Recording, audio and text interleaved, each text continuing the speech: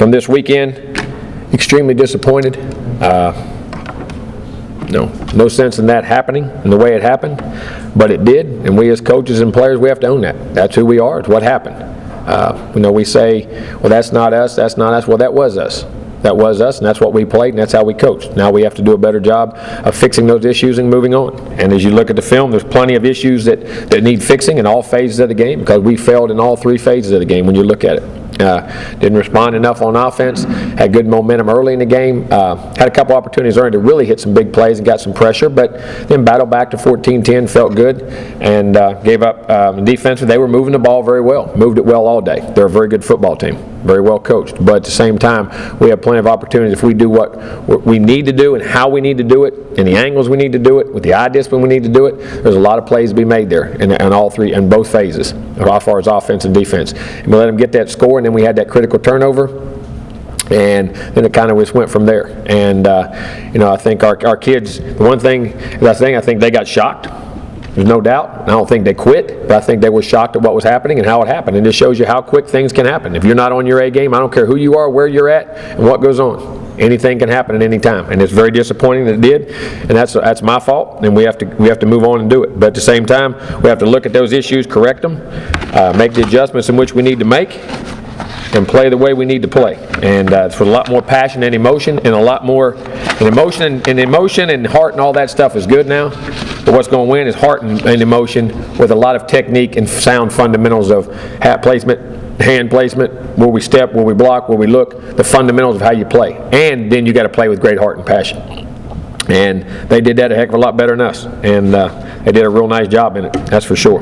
And there were some guys that did some good things. There's a lot of guys that didn't do the things they need to do. And we as coaches have to coach better and put them in better position and make sure we can do what we do when we get on the field. But we owned it. We did it. Now it's time to adjust to that. Let them see the film, adjust to those things in which we got to do, and move on and get ready for a very good South Florida team who has an outstanding team. They're undefeated, averaging 50 points a game, playing really good on defense. Since us last year, I believe, they only lost 2 games since our game last year, if I'm not mistaken. Played really well, very dynamic, got good players, always have. I've always had a great program. Will be one heck of a challenge going down to their place, and it will be a very big test for us to see how we're going to respond, how we want to react, and who we're going to be. Who are we? And what we're going to do. And step up, whether you're banged or bruised or any of those things. It's time to move on. It's football season. And must do a much better job of what we're doing is coaching and playing and all the phases of the game. So we'll go from there. Any questions? Jimbo, you said that even no matter what scheme type of run it has to fit, your players have to be able to do that. Based on this game, do you feel like you can still run what you want to run? Or? Yes. I mean, what we're doing, it was the same things you did in the Ole Miss game. I mean, what's the difference in the things of the Ole Miss game, who were a very good team? This team played really well. We didn't play on our A game. And we played in the Charleston Southern game. We played against each other. I mean, you don't drastically change. You may tweak things here and there. And they were there to be made, and at times in the game we made them. We just didn't make them with enough consistency to execute. And like I say, everybody says, well, there's bad plays. Well, any play that you don't execute is bad. And there's times we have executed them and we didn't. And we have to coach it better and put them in better position and make sure we're ready to get that done.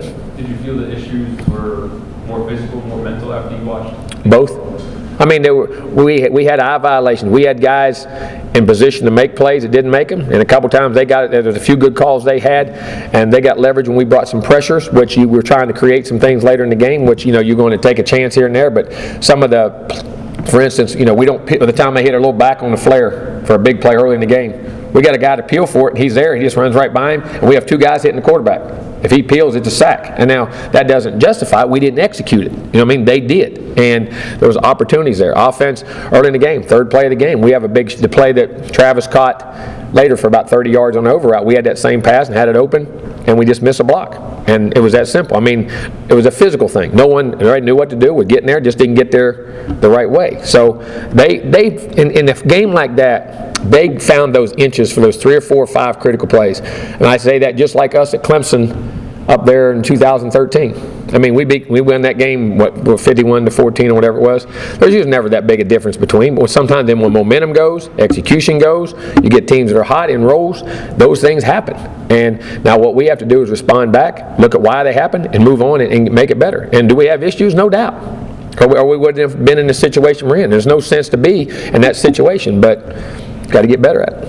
We heard guys talk about communication and how at one point it went sort of blank. What do you do to fix that kind of Poise? It all happens in chaos when you panic and when things go and you start to feel things go.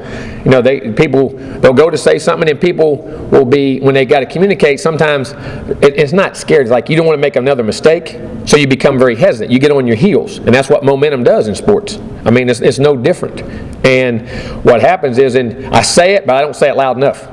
Usually when I'm confident and things are going well, I'll scream it, I'll holler it, when I'm relaxed, or it's just like that. And then when you get in those situations, sometimes they don't say it loud enough. That guy, and all of a sudden here comes the play. You know what I'm saying? So, or hand signal, and that's where you got to get back to play in those situations. And we've had a lot of guys that have, and a lot of guys that haven't at that level. And we have to continue to keep doing that and reinforcing it in practice and making sure you do it no matter what. And that's what happens, because it's like you don't want to make a mistake. You don't be the guy, well, I don't want to make a mistake once it's starting to go bad. Instead of, you have to have more guys come to the rescue.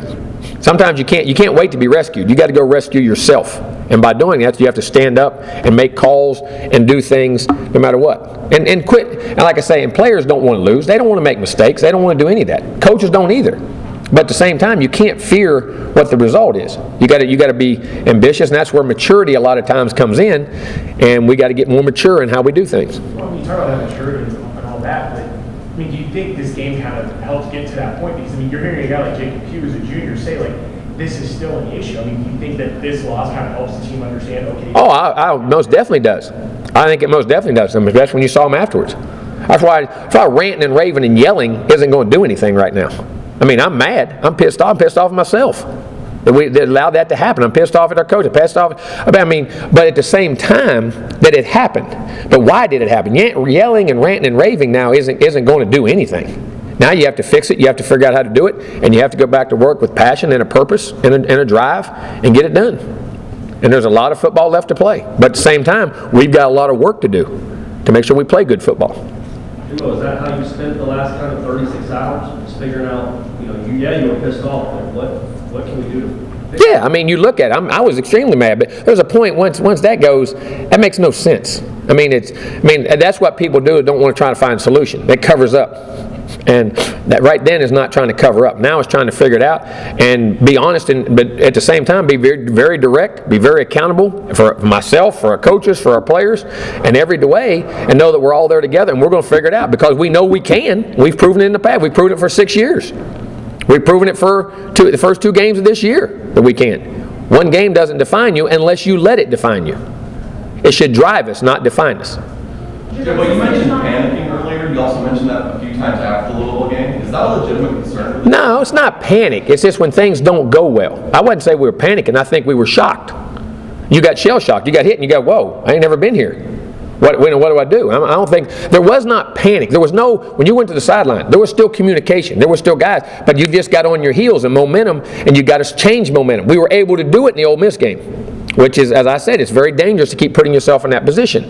But what I had felt better than this game, than actually the Ole Miss game, we had weathered the storm a lot better for the first quarter and a half when it was 14-10. There's 10 or 11 minutes to go in the second quarter, and we each had the ball 4 or 5 drives. The Ole Miss game was going that way. That game went right back to, we were in good shape, I knew it'd be an emotional burst when you first went up there, and felt very comfortable. And then gave up and missed a 3rd and 5, there was an inches. Went right over our guy's head. He's looking down on a slant, and if he gets his hand up right there, he's in. It's not. He was looking at this guy, and they were throwing it behind him, and the guy threw it right over his head, which is very hard to do, which is very risky. But they had those inches for the day, and then it was like, daggone. Then we had the turnover, and then it was just like, man, you got to change it back, and you got to go back and you got to make it happen. Jimbo, you talked about coming back this week and reevaluating everything and fixing it. Is this where you kind of realize this team, what they're made of? Yeah, no doubt. You're going to find out what defines us. You know what I'm saying? And it isn't the scoreboard. It isn't a national championship. It isn't an ACC championship. It isn't a Heisman Trophy. It isn't a watch list for this. It isn't a watch list for that. It's about playing football. Going back to the process and remember why you played football and how you have success. When you have success, you grind, you do the little things, and which I thought we had done, but not well enough, and we eliminate the clutter and go back to each other. And sometimes you have to do that, and we need to do that. Just like a lot of teams have faced those issues in the past. I don't want to face them like we did. It's very disheartening in a way. But, hey, it's reality. What is it about this team that you believe, and what have you seen since you've been back, that you believe that this could drive you instead of dividing you? I think the results and the look in their face and the comments coming back, I feel very good about. Now, from the drive point, now we got to make sure we're fundamentally and good enough football players to do it. Wanting to do it and having those right comments is one thing. You got to go back and execute on the field and believe, love, trust in each other, believe in each other and what's going on, and do it at a high level. Coach, Consistently. you said, the coaches have to get back into the players' heads, but how much is it that the players need to get back into the players' heads? Senior leaders communicating. No doubt. I mean, there's and in all interactions you have to do it. But at the end of the day, the players have to take ownership of the team, and they do. We have some really good leaders. I think have gotten to guys and had meetings and done that. I really do, and they will do that. It's all part of that culture which you got to create, which we had created around here for a long time, and we still believe we have it. Jimbo, it seemed like on some of the option plays, you might have had the line and some back end guys taking the dive or things like that. Is that? The ends were supposed to play down on the dive and not come off the quarterback and make it give. We were scraping the backers and scraping the safety to play the two levels, and we were jumping outside. Sometimes at the end, most of the time we were good. Sometimes we'd jump out. We would want to go make the play, see it. I want to go get him, and all of a sudden, you just not enough consistency in what we did at times. And there was times we started crashing at him, changed it up, started crashing at him and going harder, taking it away. Then a couple times our backers took the play and went inside on the fake or on a thing and should have been filling outside. There was not enough consistency there, and then the safety's coming down. And we have played that look many, many times. And we got to do it better. And we got to trigger quicker, see our keys, and get down. And, even alignments. And sometimes, you don't think of an alignment. I'm as what I call 40 backer, inside shade of the tackle. That's supposed to be a 50, another step. Well, that's a lot of times where a guy can just get enough of you to cut you. You know what I'm saying? You're one step away. And that's what I say. The inches and the angles, we did not create. And that's what good coach football teams and well-played players do, and we didn't do that. On some of the blitzes and pressures, is any of that on the Andre, or is that pretty much most? One was he should have sided and got out. The rest of it, I mean, they were picked. Could have been picked up. And but once it got snowballing, most of that happened more in the second half. Well, I take that back. The first 2 third downs, we had pressures. We had missed a field goal, made a field goal. We missed blocks. But the rest of it, and he took some shots. He stood in there, and he was at the end of the day. Even though he missed throws, what I was happy about from his standpoint. Even though he missed a couple deep balls later, which I thought one of them, the guy tried to dive at him, but that wouldn't have mattered anyway in the game. But his decision-making was still good for the most part. I mean, there was a couple that was skeptical, but for the most part, he was still seeing the field and doing. And what that tells me, his mind did not leave. You know what I'm saying? He might have been pressing himself later in the game, which you normally would when you get down like that. But as long as your decision-making is good, that's a very, very good sign because he was still seeing what the right things to do is. Well, we just got to finish and execute them. Jimbo, on that pass protection, I think it's been 11 sacks in 3 games. What are you going to do going forward to try to shore that up a little? We've tried 2 or 3 things. We just got to get better, practice better. Chip will help. We've slid protection. We got beaten that a couple times. I mean, we just got to keep honing up and getting better. And again, try to find our ways to throw the football. That's why you see us trying to throw it on early downs and things like that. When it's not big blitz downs, you know what I mean? And third down, we got some third and longs, which you had to hold the ball, and then they're allowed to come like that. We got to get better third down situations. But we got to be able to run the ball a little bit better in that situation too. Quarterback showed his toughness. That's taking a lot of it. Oh, he did. I mean, he did, man. That's part of it. Been there and done that. Jimbo, you had some injuries on the offensive line, but We do. Based on what you saw on camp, did you think this group would struggle like they have? Not as much. I mean, I thought we would struggle quite as much, but at the same time, there's some other things we need to do. We missed some cuts early in the first game. We missed some cuts on some big runs that I think, and even getting the ball out a couple times. And what I'm saying is, if those things happen, all of a sudden their confidence goes up. You know what I'm saying? And it's sometimes when they've done it right, we haven't done it well around them either. I'm not saying that we've played great, but I'm just saying it's kind of a combination in a couple of those things, and we have to play where they're around them, and then they have to play better and get confidence and realize that what they're doing is right. And because I believe we have good players there, I still think we have good guys. We just got to play better and we got to coach better. I know at this point, a lot of guys are injured, even guys that we might not know about, but Yeah. is Dalvin hurt? No, everybody says that Dalvin's fine. There's nothing wrong with Dalvin. I mean, normal bumps and bruises of a football that he had he's probably healthier than he was a year ago. I mean, when you get right down to it. I mean, he hadn't had the yards he got the other day. I thought he ran pretty daggone good. And there's a couple runs that we miss on a kick-out block on their sideline for some reason. We turn up, and if we kick the backer out, it's out. And we come on a sweep to the right one time early in the game. We get the kick out on the safety, and the backer, we slip just as we're going to make the cut. If he can make that block, I mean, it's an 80-yard touchdown. We're inches from a lot of those. But that's what I'm saying. There's inch.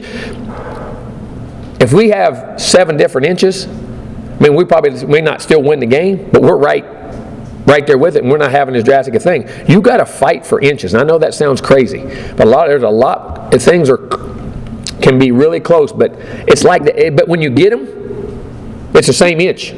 It's no different either way. You just happen to make those plays, and that's what we're not doing. We didn't do in that game. We have been doing for the last 3 quarters. We had done really well. I mean, we went 13 straight quarters and 13 straight drives and scored from 8 or 9 in the Ole Miss game and that. But defensively, the same way. We got to find those inches, and we got to get there, and we got to tackle better in space. We got to create better leverage, better eye discipline, and we even had a couple big mistakes. Like I say, was in man coverage, and you're covering a guy, and all of a sudden we stop and look in the backfield, and that's those things can't happen. Once you're on man, you're on man. You know what I mean? And we have to get those things ironed out. Post-game, DeMarcus demanded that more out of himself and his teammates. Is that the kind of... Well, he will, but making promises and demand, that's great, and I think it comes from a super place. But what we need to do now is just go get ready to play. And I think it comes from a great heart. I think, listen, he guy is a tremendous leader. Plays his guts out. That guy, and he played a pretty solid game in that game. But what we need to do is just go back and just get ready and play. We play football that we're accustomed to and practice that way and create all the little things. But we got to find those inches in practice. And like I said, this team, as I said, was still evolving in its practice habits. And we did not practice poorly last week. We did not practice poorly. I practiced better, but we did not practice poorly. But obviously we didn't practice well enough for a team of that caliber who's good enough. Jimbo, is that kind of what's frustrating to you, that you thought you practiced well, you were ready for it, and then it felt good. No, I mean, we didn't practice the best I've ever practiced, but felt that we would play better. It is, but it would be frustrating no matter how you practiced or what you did. That you still went on the field and didn't execute at a level and things that we thought we could have. I guess in the games, it looks like on defense, there's a lot of confusion. Now, we watch games in a vacuum. You're the only team we watch all the time. Mm-hmm. Is there as much confusion on defense as there appears? No, well, we have one time where Brian Burns, because of Sweat being injured off and on, he'd come off the field in a regular play. He'd been one of our dime, in other words, our pass rushers. Well, he had to, in that game before, we had Sweat and Pugh being the guys at that position in regular. Well, right before he was in the game as a young guy, not blaming on him, he came off and one time was running back on the field. He hadn't been in that until Josh had his injury on Thursday. You know what I'm saying? And just when he heard regular, all week he'd been running off the field. Then he realized he ran back on. That happened. I mean, I say that happens, but it was a weird situation. There was a couple times, getting nickel and dime when people were matching their personnel. That's why they have to hold. You know what I'm saying? You get a call upstairs, and what a lot of people do, they'll run. But that's why the referees doing a great job now. Remember, one time they stopped them and didn't let them. They had ran a certain group of people on the else, so we matched it. Well, then they ran them off and ran another group on. Well, then you got to get the call from upstairs on defense. You're always the second one to react to that. You know what I'm saying? And the officials saw that. So sometimes in your personnel group, people will run them, what they do, they'll run them halfway on the field and bring them back. And it's not on purpose. Sometimes I've done that, calling a play. Blue, blue, blue. Let's say, for instance, for a personnel group. And then say, oh, no, I meant red. And that happens sometimes. You know what I mean? And it causes your defense to do that. But we've got to lock in and make sure we communicate well and make sure we get the right people in the game. But we did all, but I think one snap they had us in a personnel grouping that they were in blue and we were in dime. We'd rather been in nickel. There was one personnel game, one situation in the game like that. USF is the last key guys you saw last year. How have you seen that team and that program improve? Oh, tremendous. They've lost 2 games since we played them. They're very good, physical up front, inside guys. He tackles 10, and he had committed to us, remember, big, strong inside guy. The players, we've recruited a lot of their guys, are dynamic, got playmakers, long, they're a good team. Flowers in particular, what's he do? Throws it and runs it. I mean, he can run it, he can throw it. He played there at Miami Jackson. I remember him in high school now. Really good player, and was good against us last year. Jimbo, in terms of Mac, what type of run? I'm sorry? Marlon Mack? Oh, they're running back. Physical, I mean, he's a good player now. I mean, he's strong, hard to get on the ground at times, you know what I'm saying? Good balance, body control, strength. I mean, he's a good player now. He's a really good player. When you went through, you were saying you were mad at yourself, mad at the whole situation. You also said you were mad at the assistant coaches? What kind of conversations do you have after a game? I'm mad at everybody. I mean, because we all be held accountable. That we got to make sure we dot I's and cross T's. And when I say mad, that we didn't have the success we wanted, and we felt very good about it. Now let's look at why we didn't. Was it practice? Was it practice thing? And we do this every week if you win. People act like you do this. We go back every week and win. In this area, we thought we'll say we were deficient even if we won right here, and we thought we were going to be good. Why? We were efficient here more so than we thought we could be. Why? You know what I'm saying? We do that on wins and losses. It was nothing different as far as how we evaluate a game, because we actually do that. And like I say, every team I have, there's a notebook that thick for our practice plans, notes, things we thought of people, how we go in, and we keep a running total of those things. But as far as just making sure why did that happen? Why did this happen? And just reevaluating. But we do that when we win too. It wasn't just a thing that we're doing when we lose. I want to make sure you say that, because we do it win or lose the same way. But just it happen like that, it's very disappointing. You had a lot of guys banged up or limited that played in the game. What their stats? I think like Christmas, Matthew Thomas is fine. He went back in the game. Christmas should be fine. I mean, no normal nicks and bruises. I mean, you may have to they'll get treatment on stuff. I mean, it's nicks and knacks and normal things like that. From what I can tell right now, everybody should be out there. Maybe a couple guys that you may hold a little bit today that'll go out there and do a little bit. You may just rest them because they played a lot of snaps or something like that. But for the most part, we should be ready to go. Jimbo, I know offenses have changed. Oregon and Louisville both had non-offensive touchdowns, but at least statistically, the two, worst games of defense that's played in school history have been in the last 15, 16, 17 games. Mm-hmm. 59 to Oregon, 60 to Louisville. Is that coincidence, or is there something there that as to why? Well, we got to fix it and look at it. Two spread teams that did very well. We turned the ball over at Oregon. I think the Oregon game, we were right in the game, moving it. Now we were matching. It was going to be a high-scoring game, and they were very dynamic and scored a lot of points. And I think this team here also is a very, very dynamic offense. I mean, they're on pace to do a lot of things, and I think you will by the time the year's over. I think that's a very good football team. But at the same time, we got to make sure it shouldn't happen like that, and we got to look at why we're doing it, and we got to tackle better, be more physical, do the things we need to do. There's no doubt. Coach, 2 episodes in, what do you think of the Showtime series so far? They haven't done anything. I mean, they've been very supportive and kind of been out of the way a little bit for the most part. Don't even really notice them. I mean, they've. What do you think about the final product of the first 2 episodes? Seemed good to me. I mean, seemed good storylines, and hopefully, seeing our kids in a different light. That they're real kids, not just gladiators in a uniform.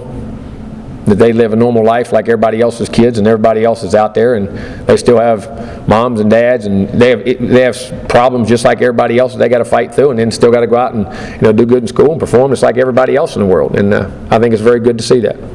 Look at the missed tackles. I'm sorry. Look at the missed tackles. Is it poor technique? Is it bad angles? I mean, not staying in gap discipline. I mean, when for instance. And I say this to make it very, say if you're supposed to squeeze down, then the ball's supposed to bounce, as I say, wrong shoulder. What that means is, here comes a blocker, here comes a thing. If I put this shoulder in and I make it bounce to the next hole, okay, or excuse me, this shoulder here, and I make it bounce, and there's somebody here in leverage. Well, if that guy who's supposed to make the ball bounce, if he doesn't do his job and gets out, well, everybody else is out here, well then, and looking for angles, waiting for the ball to come how it's supposed to come, and then it gets cuts inside, and you run and you dive, you miss a tackle, you're out of position, but you're out of position because you were going to where your job is, and it's usually one guy inside, and then everybody becomes displaced across the board. Does that make any sense of how you got to do it? And then what happens is you keep fitting it, and especially on those zone runs when your quarterback power, when he's either handing it or squeezing it or running a zone option where he's doing it and you're pulling around the edge. It's all leveraged. And when you get one of those inside guys out of there, it puts everybody else attacking at poor angles, and that creates missed tackles. And that's why you have to have, what I say, gap control and eye discipline. And I know that sounds simple, but it really is. But it's harder to do than, and your natural instinct is to try to go make plays. Were there more missed tackles in this game than, say, a prior game?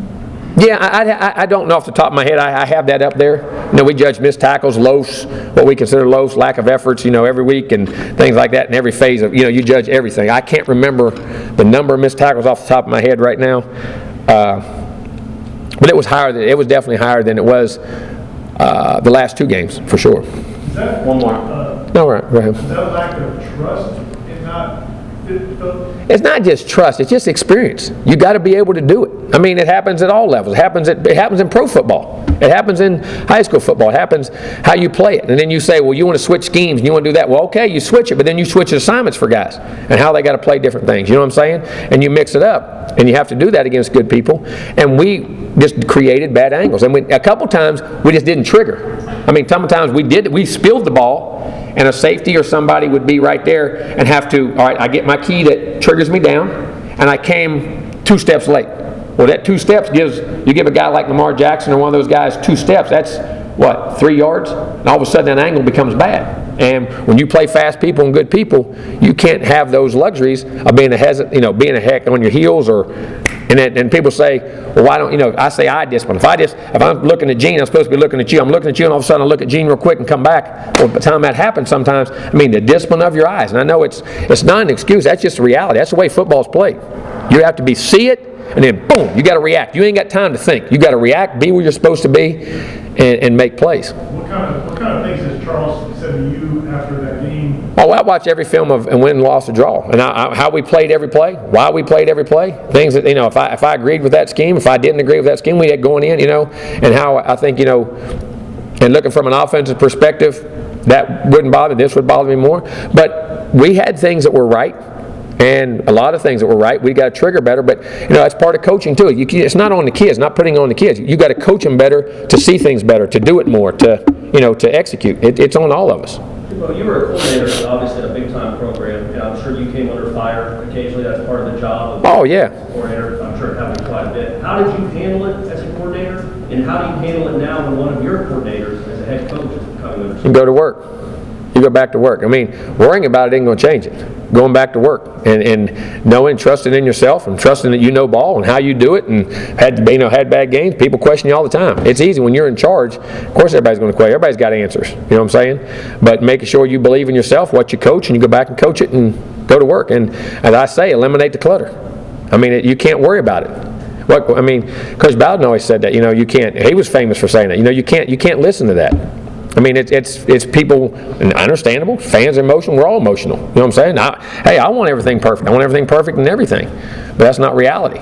And we have to coach and do what we do, know what we know, and believe in ourselves. And I believe in him and in our staff and what we're doing, and we'll go coach. One of the things we've seen this year has been linebacker depth. What's been done to kind of, strengthen things? I know we saw a little bit of Emmett Rice. Well, there ain't a lot. You got to recruit. You got to get Emmett and Dontavius. They're getting in there playing a lot. Josh Brown's getting a lot of time on special teams, evolving. You'll see him in the inside out. So you see him in some outside positions too, for how he's going to play. And you got to keep developing. We had one guy have an academic issue, and one guy didn't get in that we thought would get in. So we're down 2 guys at a critical point. And but at the same time, you got 4 very good players. And those 2 young guys, you saw Emmett and Jackson. At times, they're coming on. They've only been here 3 games. I'm not just. I think did some nice things in the game. How did Josh come out of the game with his knee? Josh? Okay, still a little swelling on it, I think, but again, that's one we'll evaluate and see if he thinks anything needs to be done or not be done. How he responds probably the next day or so. Jimbo, does South Florida run the same type of zone read stuff that Louisville does? We played them last year with it. Same. And a lot of things, Louisville, the only thing Louisville did, they did it a couple times out of different personnel groupings, but the same group that we played extremely well last year, and how we played it, and a lot of the same schemes. They threw the ball a little better, but they just did it better, and we're faster and real good at it. And these guys are and South Florida does a lot of the same things. You're going to get goals of winning the title. I'm not concerned about that right now. What I'm concerned about is playing good football. Listen, I've won 2 national titles as a coach. One's assistant, one's a head coach. Neither year you're supposed to win it. And I say that. In other years, what you can't, you got to control your team and play the best you can play. And I don't mean that we don't want it. Well, it's our goal to win a national title. There's no doubt. That's the ultimate goal. But you can't dwell on those goals. And that can't be your outcome. ACC, what it is to play good football. If you play good football, those things come. And that's what we didn't do Saturday. We have to go play good football. That's what I'm worried about. The process of how we practice, how we watch film, how we coach, how we do everything. And stay true to the process and just play good football. That's all you can do. The rest of that stuff is out of your control. That's all you can control. I know that sounds good, but it is. And then people say, well, you don't. No, we really don't. The good programs I've ever been in, we never talked about national championships. That was our goals in the beginning. That was not our drive. That was not why we went to the field. We went out there to coach good football, be with the kids, let them play good football, and all of a sudden you achieved a lot by how you played. And that's what you have to do. Like you said, you didn't want this Louisville game to define you. Do you think how you respond to the Louisville game will define? Yeah, I think it's this team, just how this team got to define itself, and that how it wants to respond and how it wants to play, and how much, in the fight it has, and how much you come back from it. And you have to do that. You gotta let it drive you. However, whatever that means for this next game, is to play better football, practice better, play better, be a better person from it, and grow from it. Wilson Bell played some late in that game. Is Dickerson now the guy there? No, but Wilson's been banged up. He's had an ankle, and it also Dickerson had played better for a while than Wilson had at some times in games, and he wasn't all the way healthy. And so hopefully he'll be healthy this week, and we can hopefully get Minshew back. We need Minshew back, Kareem, Dickerson and Bell. Hopefully get 4 guys in there and keep rotation. Let them play a couple series, pull one out. You know what I mean? Let them grasp what's going on in the game, slow everything down, and do that. Hopefully we can keep rotations in depth. That's what our ultimate goal was anyway, to get those guys to be able to play, different times. And getting Brock Rubel, I think Brock's really starting to play good. And it's not and Ricky's doing okay, but it's not that. You want to keep many of those guys you can play and get them in there for those situations and do that. So hopefully there's times and we can rotate more guys as we go. Have you done that before? Usually offense? We didn't have enough depth. No, you go back and look. The teams I've ever been on, we were really good and had depth, like LSU and we did that. You rotate? We did it a lot. Oh yeah, did a lot. Didn't have the depth. We haven't had the depth. We haven't been able to have the depth, or have had injuries. You know what I mean? Or guys that just weren't quite ready to play, and that's what we have to do. We did that a lot. That was a big thing. Getting healthier, moving around good. Should be good practice, doing everything.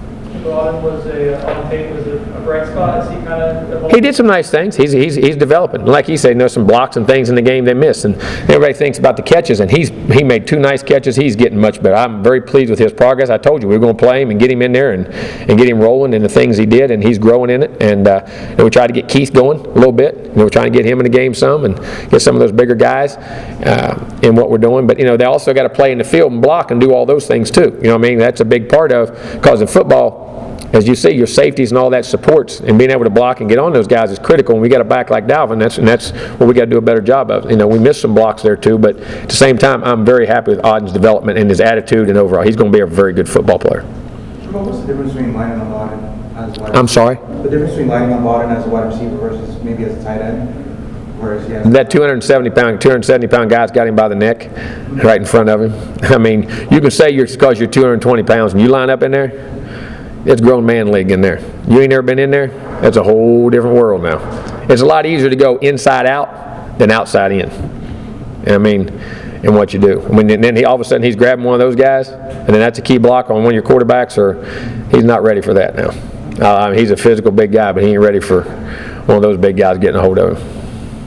He ain't never done it. He's been a wideout his whole life. And that's why you say a lot of those tight ends, you see skill guys that it takes a long time. Like even, for instance, who was a great player at, I can't think of his daggone name, Brewster coached him at San Diego. Tight end they had so well. Gates. And then he didn't play a lot of football, but took him, and there was a couple other guys. Who was a big guy? Jimmy Graham. Remember Graham? They put him in there for a year or two, and he was a big tight end, come off the basketball court, never played a lot of football, or never been inside. In college, you never really knew who he was. But in pro ball, eventually, in time, they do that. But man, early, a lot of those guys eventually become better pros than they do college guys, because it just takes time to really learn how to go down in there and play. And Auden's definitely a receiver. Done a good job. Very pleased with him.